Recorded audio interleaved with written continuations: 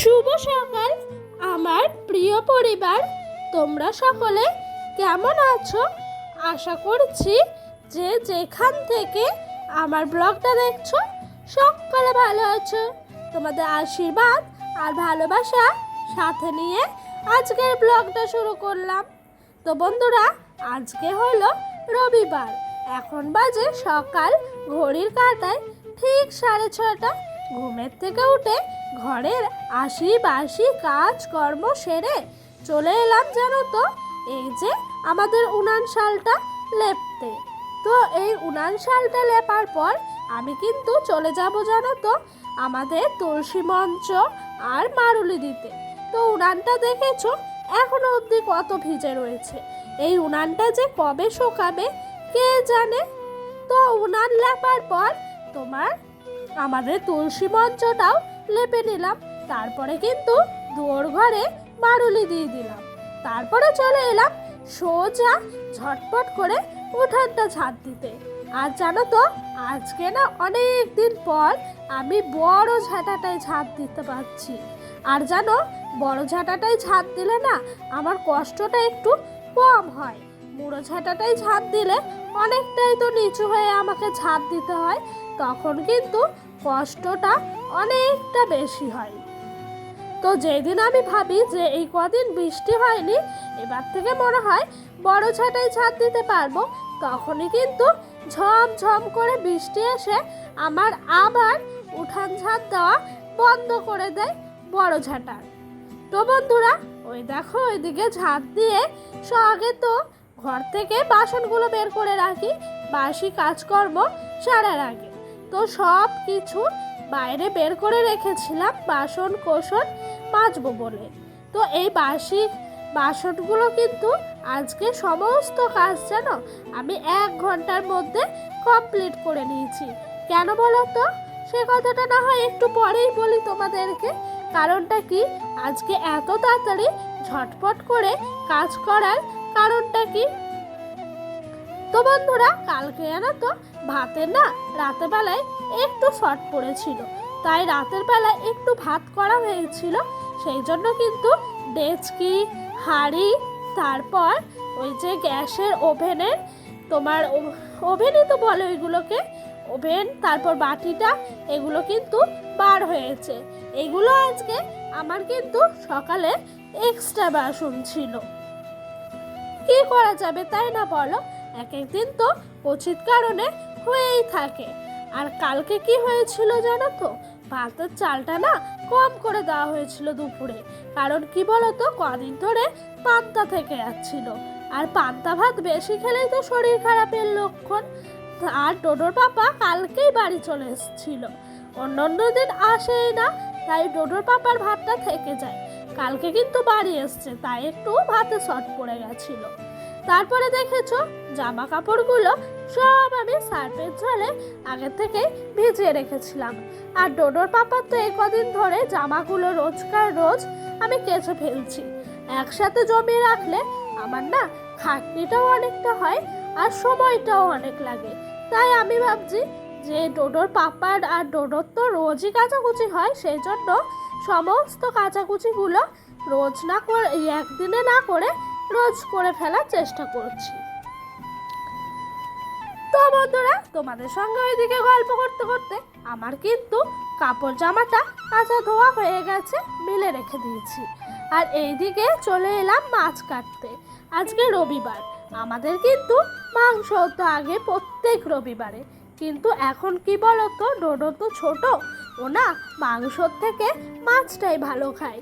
সেই জন্য ডোডোর পাপা একটু বেশি করে মাছটা বেশি নেওয়ার চেষ্টা করে, মাংসটা কিন্তু এখন কম খায়। তো এইদিকে ডোডোর পাপা বাড়ি থেকে বড় 2টো রুই মাছ নিয়ে নিয়েছিল। আমাদের 4 জন মানুষ, আর ডোডোকে তো ধরলাম না, ওকে ধরলে 4.5 জন মানুষ।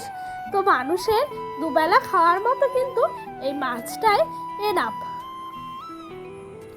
আর বন্ধুরা, তোমাদের কার কার আমার মতো এভাবে মাছ কাটতে ভালো লাগে একটু কমেন্ট করে জানিও তো। আর হ্যাঁ বন্ধুরা, তোমাদেরকে বলি, আমার ভিডিওটা তোমাদের ভালো লাগলে অবশ্যই একটা লাইক কমেন্ট করো। আর যদি আমার ভিডিওটা আরও ভালো লেগে থাকে চ্যানেলটা সাবস্ক্রাইব করে পাশে থাকা বেল নোটিফিকেশনটা অন করে দিও। তো বন্ধুরা, তোমাদের সঙ্গে কথা বলতে বলতে ওইদিকে কিন্তু আমার মাছ কাটা ধোয়া হয়ে গেছে। আর এইদিকে ডোডোর পাপা গেছিলো একটু বাজারে, কারণ কি জানো তো, ঘরে সেরকমভাবে সবজি নেই, শুধু মাছের ঝোল ভাত হলে কি আর হয়, এক তরকারি তো খেতেও নাই। আমরা তো মা ঠাকুমাদের মুখ থেকে শুনেই এসছি। সেই জন্য কিন্তু ডোডোর পাপা বাজার থেকে একটু লাল শাক নিয়ে এসছে। তো এই লাল শাক আর তোমার মাছের ঝোলই হবে। আর হ্যাঁ, তোমাদেরকে তো ব্লগের শুরুতে বললামই আজকে 1 ঘন্টার মধ্যে আমি কেন কাজগুলো সব সেরেছি। কারণ কি জানো তো, এই যে বাড়তি কাজ আমাদের প্রত্যেকটা গৃহবধূরই দুর্গাপুজোর আগে লেগেই থাকে। তো আমি তো অল্প অল্প করে কাঁচা ধোয়াগুলো সেরে নিচ্ছি, কিন্তু এই যে সবজি রাখার ঝুড়ি, তারপর আমাদের যত মশলাপাতির কৌটো আছে, মুড়ির কৌটো, সমস্ত কিছু তো ধুতে হবে। তাই আমার শাশুড়ি মাকে আমি বলেছিলাম সকালবেলা উঠে আপনি আগে গামলার মধ্যে সার্ফের জল করে ভিজিয়ে রাখবেন। আমি না সংসারে আশিবাসি কাজগুলো সেরে খাওয়া দাওয়ার পর রান্নাঘরটা গুছিয়ে দিয়ে এগুলো একটু ধোয়া মাজা করে নেবো। তো আমার শাশুড়ি মাও কিন্তু আমার কথা মতো উনি ভিজিয়ে রেখেছিলেন সার্ফের জলে। আর ওইদিকে দেখেছো মশলার যে ঝুড়িটা আছে ওইটা কিন্তু তোমার ধোয়া হয়ে গেছিল, সেটা আর ভিডিও করিনি। ওইদিকে সবজি রাখার 3 থাক যে ঝুড়িটা আছে সেটাও ধুয়ে নিলাম। আর এইদিকে সমস্ত মশলাদানির কৌটোগুলো একটু ভালো করে ধোয়া মাজা করে নিচ্ছিলাম। তো আমাদের দেখবা গরিবের ঘরে না এইসব কাচা কুচি ধোয়া মাজা ঘর ছাড়া এইসব করতে করতে কিন্তু দিন চলেই আসে পুজোর। আর এইগুলো যখন শেষ হওয়ার মুখে তখন কিন্তু মনে হয় পুজো চলেই এলো, আর পুজো বেশি দিন নাই। তো ওইদিকে সমস্ত কিছু আমার ধোয়া মাজা হয়ে গেছিল। তারপরে না এই যে আমাদের তোমার জানলার ওপরে সব কিছু উপর করে ঝল ঝরতে দিয়েছি। আর বললাম না তোমাদেরকে যে আমি একটা দুটো করে সমস্ত কিছু কাচাকুচি করছি। আমার কিন্তু একটা বালিশের 2টো কাভার ছিল, সেই কাভারগুলোকেও একটু কেচে নিয়েছিলাম, ওইগুলো কিন্তু শুকিয়ে গেছে। তাই জানো তো, ডোডো ঘুমাচ্ছে, এই ভাগে কিন্তু সমস্ত কাজগুলো সেরে নিতে হবে। তাই আমি দেরি না করে বালিশের কাভারগুলো একটু ভরে রাখছিলাম।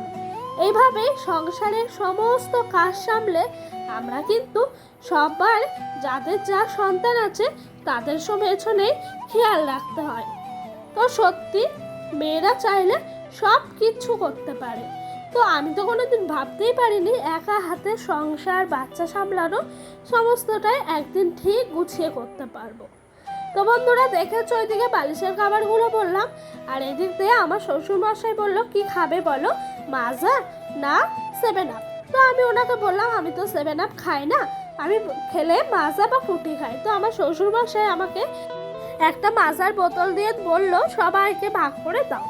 ওইগুলো খাওয়ার পর ডোডো ঘুম থেকে উঠেছে, ওকেও খাইয়ে নিয়েছি। তারপরে কিন্তু চলে এসেছি দুপুরের খাবার খেতে। এইদিকে আমার শাশুড়ি মা করেছে লাল শাক ভাজা, আর ওই যে মাছটা ভাজলাম ওই মাছের একটু তেল ছিল, সেই মাছের তেলটাও পেঁয়াজ দিয়ে উনি ভাজা করেছেন। আর এইদিকে কিন্তু লাল লাল করে মাছের ঝোল, এটা কিন্তু খেতে অসাধারণ হয়েছিল জানো তো। আর কদিন ধরে আমি নিজেই রান্না করছি তো সেই জন্য আরো ভালো লাগে।